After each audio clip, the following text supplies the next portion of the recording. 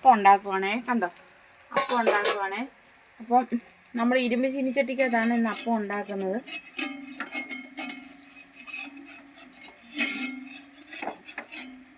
ദോശക്കല്ലിലായിരുന്നു നമ്മൾ അപ്പം ഉണ്ടാക്കിക്കൊണ്ടിരുന്നത്. അപ്പം നമുക്ക് ഇപ്പം അപ്പം ഉണ്ടാക്കുന്ന ചട്ടി ഇല്ലാത്തതുകൊണ്ട് നമ്മൾ ദോശക്കല്ലിലായിരുന്നു ഉണ്ടാക്കിക്കൊണ്ടിരുന്നത്. ഇപ്പം ഞാൻ ഇരുമ്പ് ചട്ടിക്കകത്ത് ഒന്ന് ഉണ്ടാക്കുന്നുണ്ട്. ഇപ്പം അല്ലേ, ഇരുമ്പ് ചട്ടിക്കകത്ത് ഉണ്ടാക്കുന്നുണ്ട്.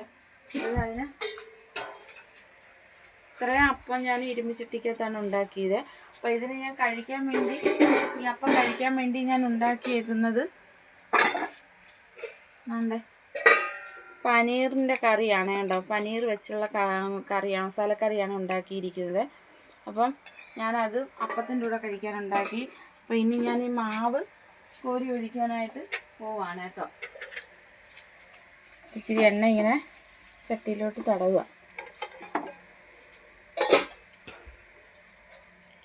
നമ്മൾ കറിയാളം വെച്ചിട്ട് തീ കുറച്ച് നമ്മൾ വെച്ചിട്ടുണ്ട്. എന്നിട്ട് തീ കുറച്ച് നമ്മൾ ചട്ടി നമ്മുടെ കൈക്കിലോട്ട് ഇങ്ങനെ കറക്കും